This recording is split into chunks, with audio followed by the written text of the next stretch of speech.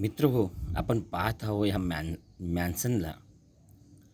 आणि हा मॅन्सन बघा किती काळजीपूर्वक तो विटाली वीट जोडत आहे आणि घर बांधत आहे. He will build a beautiful house after some days.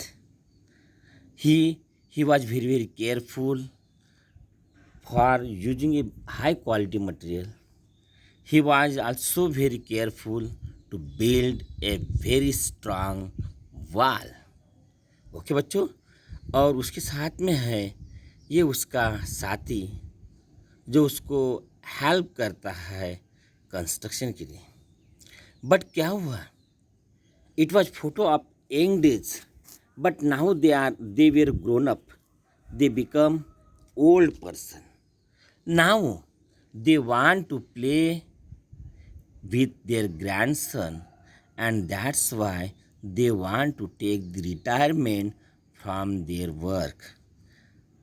Okay, they want to take retirement from the work, and that's why they inform their contractor for the retirement.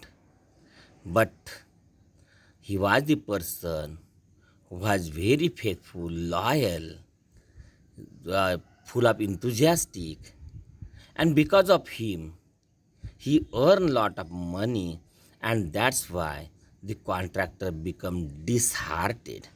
He become disheartened. He requested to the mason, please don't leave the work.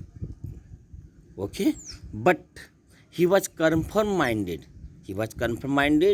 He strongly decided to take retirements, and that's why he said that no, I will not continue this job now.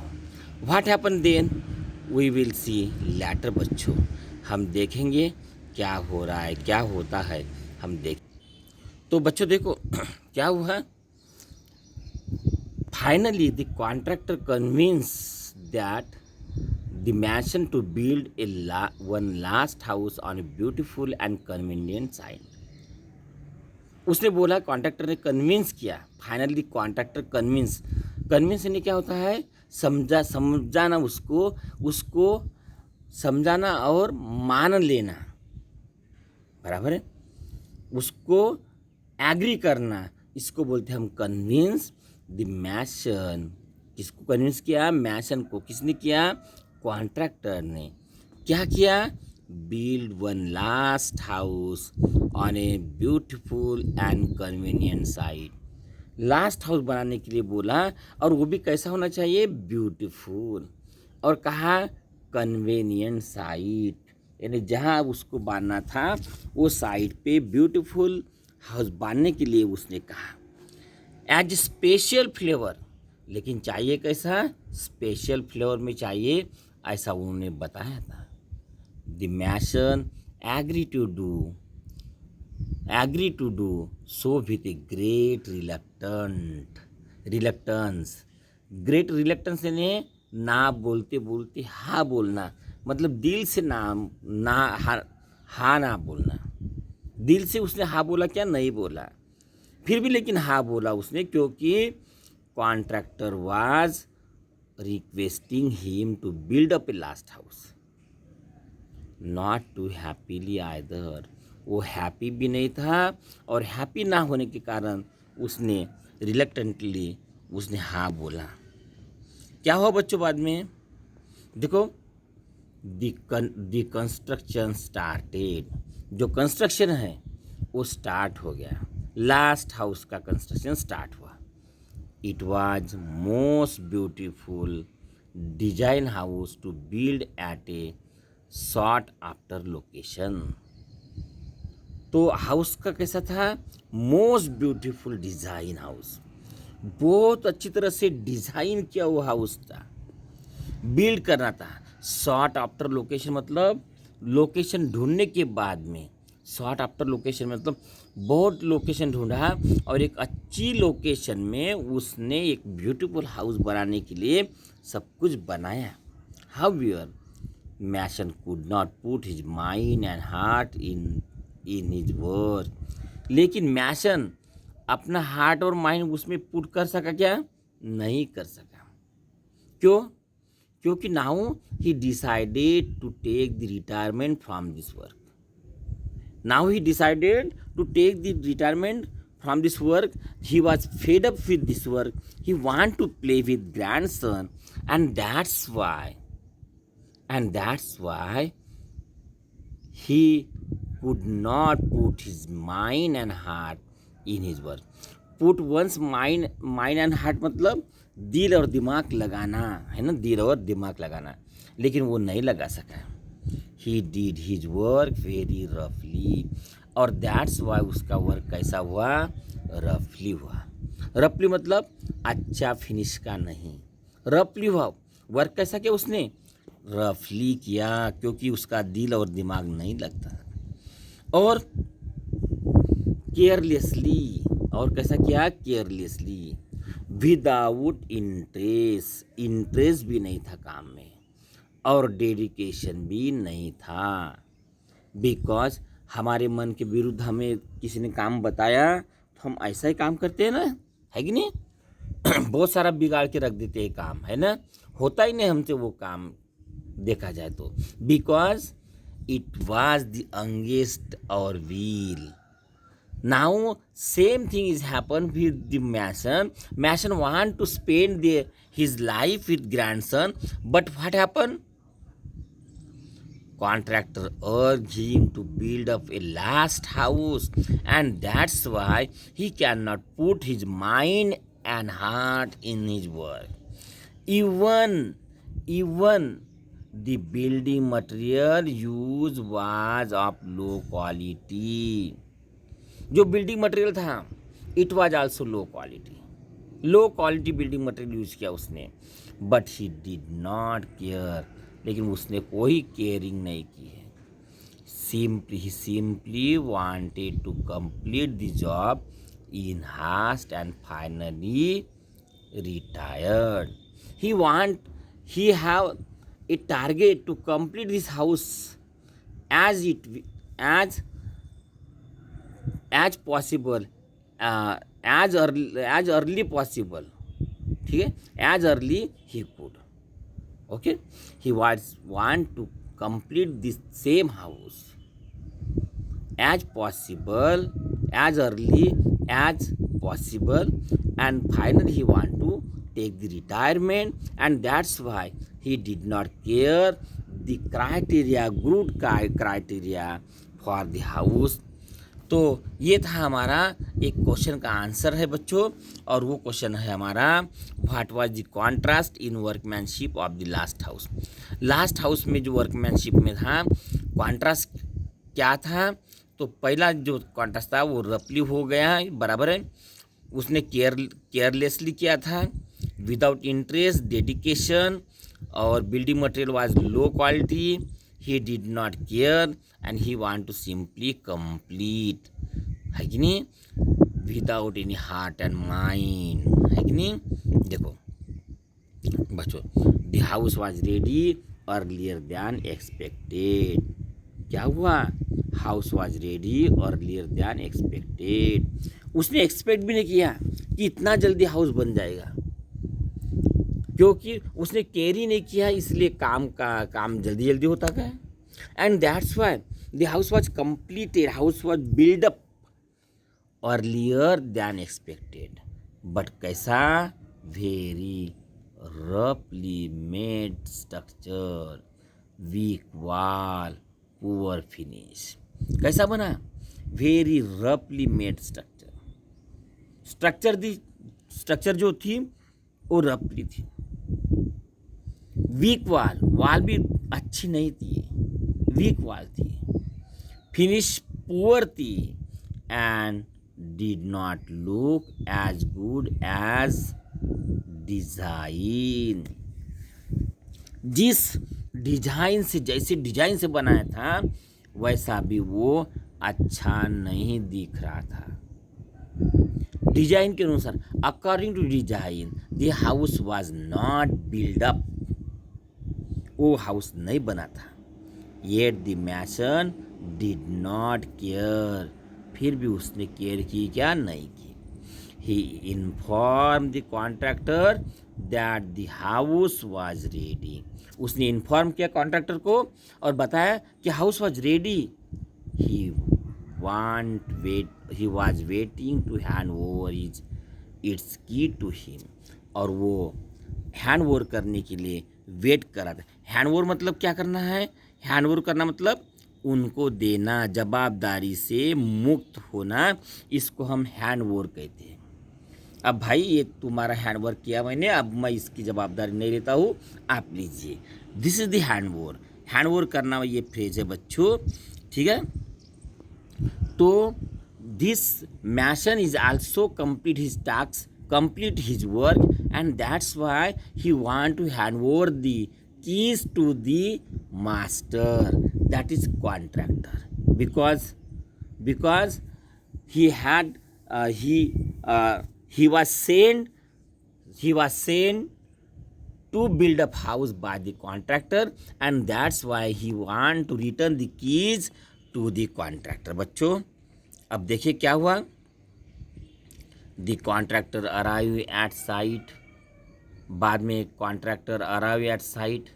Site देखो बच्चों, site है, ये site मतलब क्या होता है बच्चों, वो प्लेस है ना, साइट मतलब वो प्लेस होता है, बराबर। लेकिन एक दूसरा शब्द भी है साइट, ये साइट मतलब नज़र होती है, क्या होती है, हमारी नज़र होती है। देखो बच्चों दोनों का क्या है, दोनों का प्रोनाउंसिएशन सेम है, बट द मीनिंग इज अलग, मीनिंग इज अलग है, मीनिंग इज कैसा है, अलग। देखो ना, सी और सी फर्क है कि नहीं, एक का सागर है, एक का देखना है। देखो एक का यशुयन है, एक का सन है कि नहीं, सन दोनों का सन सन कहते हैं, लेकिन एक का सूरज है और एक का लड़का है, बराबर है बच्चों। तो ऐसे भी वर्ड होते हैं बच्चों, ठीक है ना, ये वर्ड को हमें देखना चाहिए, समझ गए ना, ऐसे वर्ड हमने ढूंढना चाहिए, बराबर है। चलो ढूंढो बच्चों ऐसे वर्ड, ठीक है। तो contractor arrive at the site, contractor क्या हो गया, आ गया, साइट पे आ गया, अपने वो जहाँ मकान बन रहा था वहाँ गया। He had a file of legal document in his hand, legal document मतलब जो हम प्रॉपर्टी के जो डॉक्यूमेंट बनाते हैं हम ज़िले से, वही डॉक्यूमेंट उसके हाथ में थे। किसके हाथ में थे, who had a legal document, the contractor had a legal document in his hand, okay. Now he was, where was he was at the site with the legal document in his hand, उसके हाथ में legal document थे, registry थी, मैं बता था। The mason hand over the new house keys to him, और ये नए हाउस, कंप्लीटेड हाउस की कीज किसने हैंड ओवर की, hand over to the contractor. देखो हैंडेड ओवर मतलब दे देना है ना, बराबर है, पास करना है ना, इंचार्ज छोड़ देना अपना है ना, इंचार्ज दूसरों को बनाना है ना, this is hand over. The mason handed over the new house keys to him, him मतलब किसको आया, कॉन्ट्रैक्टर को, हिम किसको आया, कॉन्ट्रैक्टर को आया। हैंडेड ओवर मतलब क्या है, दे दी, क्या दे दी उसने, दी न्यू हाउस कीज दे दी उसने, क्या दिया, न्यू हाउस कीज दे दिया। But the contractor did not step forward to enter the house. Step forward एक फ्रेज भी है, ये भी फ्रेज है बच्चों, स्टेप फॉरवर्ड यानी आगे चलना, आगे की कार्रवाई करना, इसको हम बोलते हैं स्टेप फॉरवर्ड।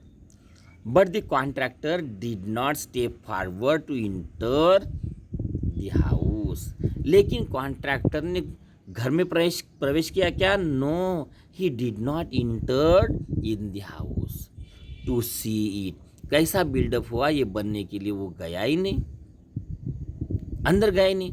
क्यों? क्योंकि शायद उसका पर्पज अलग होगा, है ना, और इसीलिए तो नहीं गया ना वो, न तो अदरवाइज कंप्लीट हुआ तो कैसा कंप्लीट हुआ, क्या हुआ, और कुछ काम है क्या पूछता, देखता तो, है ना, और काम होता तो बताता। लेकिन उसको वो हाउस से लेना देना नहीं था। उसको इस तरह से देखने की कोई ज़रूरत नहीं होती शायद, and that's why he did not entered in the house. देखो, instead with a broad smile he handed over the file along with the house keys to the mason. तो क्या हुआ? ब्रॉड स्माइल दिया उसने, बहुत खुश हुआ, ब्रॉड स्माइल दिया। ही handed over the file along with मतलब उसके साथ, ये भी फ्रेज है, अलॉन्ग विथ मतलब उसके साथ। फाइल तो दी, he handed not only file but house keys to the mason. देखो बच्चों, मैंने सेंटेंस कैसा किया? He handed over not only file but also the keys of the house to the mason। along with और हम not only but also का interchange इस तरह से कर सकते हैं बच्चों। he handed over the file along with the house keys to the mason। वो मैसन को वही कीज और वो लाई हुई थी लीगल डॉक्यूमेंट की फाइल थी, वो फाइल भी दे दी। एंड बीमिंग हैप्पीली, और स्मिथ बीमिंग हैप्पीली मतलब स्मिथ हास्य करना। स्मिथ यानी हम गाल के गाल में, हम मुंह के मुंह में हंसते हैं ना, ऐसा वो हास्य करना। Beaming happy tone. These are ownership document of this new house in your name। ये डॉक्यूमेंट है, क्या के डॉक्यूमेंट है? These are the document about the ownership of this new house। But ये जो डॉक्यूमेंट है किसके नाम पे है? In your name। It means that he want to say that this is your house।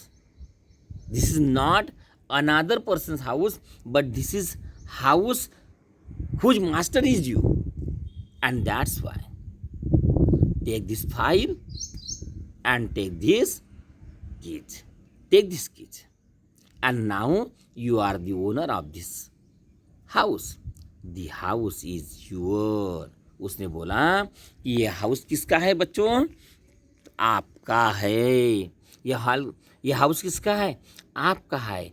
I had plan as a gift for you, और मैंने plan किया ये आपको गिफ्ट देने के लिए। ये प्लान किया गिफ्ट देने के लिए। बच्चों देखो, ये हाउस बहुत अच्छा सुपर बना सकता था वो, लेकिन उसको मालूम नहीं था शायद, बराबर है। He want to take retirement, otherwise उसने बहुत अच्छा बना सकता था, है ना।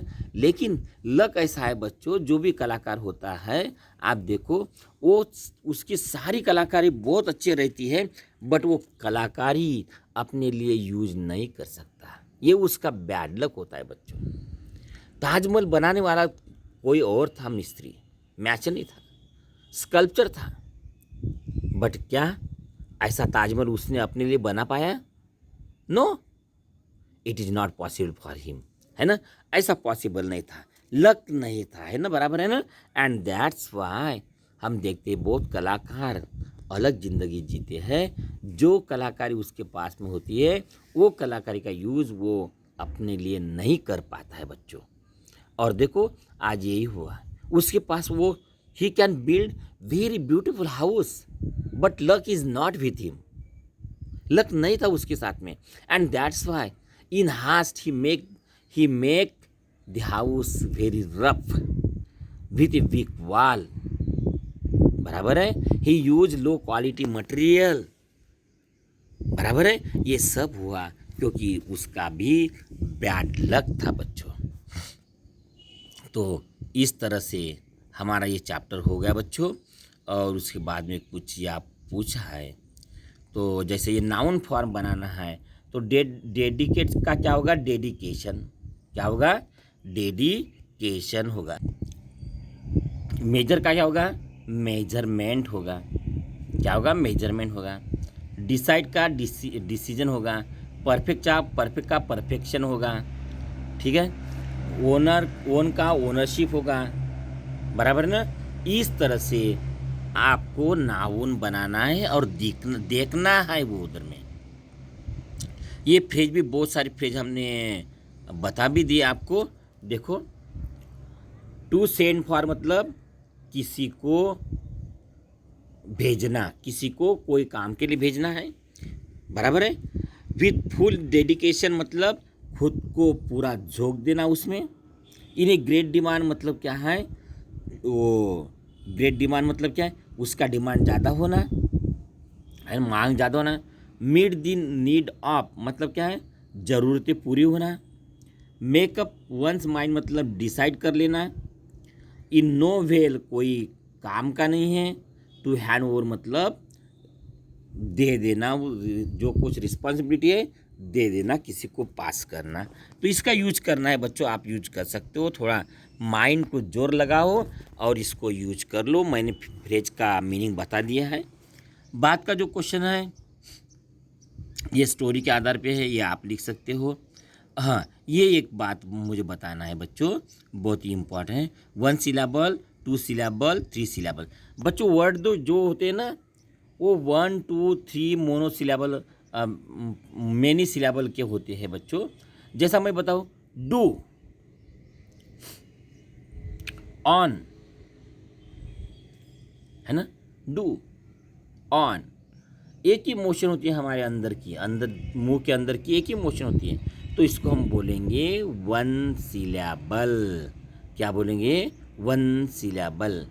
मैनी, देखो मैनी 2 होते हैं तो ये हो गया 2 सिलेबल। तो मैनी क्या हो जाएगा, हमारा 2 सिलेबल हो जाएगा। बराबर है। लिव, ये 2 सिलेबल हो जाएगा। बिल्डिंग, बिल्डिंग, बिल्डिंग 2 शब्द हो गए, है ना। और ये बता, क्वालिटी, ये देखो क्वालिटी 3 शब्द आ गए। क्वालिटी, क्वालिटी, है ना, ये 3 शब्द है। कंप्लीट 2 है बच्चों। मटेरियल 4 है। मटेरियल 4 है बच्चों इसमें, है ना। मोर देन 3 सिलेबल आ जाएंगे। बराबर। तो ऐसे आपको शब्द लिखना है। इसको शब्द ये जो दिए है इसमें क्या है, ये लिखना है। मोनोसिलेबल कौन से, डाई सिलेबल कौन से, ट्राई सिलेबल कौन से, और मोर देन 3 सिलेबल कौन से है। तो ये वर्ड ऐसे लिखना है। उसको प्रोनाउंस करके देखो और कितने बार जीभा हिलती है वैसा देखो, और तभी हम इसको बोल सकते हैं। बच्चों इस तरह से हमें ये क्वेश्चंस करना था। इसमें क्या करना है, होमोफोन्स, वेस्ट, WAST, वेस्ट, वाया, ये हमारी कमर है और ये हमारा वाया है, वेस्टेज है। न्यू, न्यू, ये भी न्यू है, NEW, क्या होता है ये, NEW, न्यू पर भी होता है। लॉस, लूज भी होता है। मेड, MAD, मेड होता है। और इस तरह से हम ये कर सकते हैं बच्चों। नेक्स्ट वर्ड जो है ऑन, ऑन, साइट, ये साइट ही। वीक, WAK, वुड, वुड का क्या होगा, वुड, वुड, हाँ वुड, वुड ये होता है बच्चों। सी, हमने बताया था सन, सन, बराबर ना। इस तरह से शब्द होते हैं। तो ये लिखना है और या के 3 पेयर्स देखना है, और दोनों का अर्थ, दोनों का जैसा समझ जाओ कि वीक है और वीक है ना।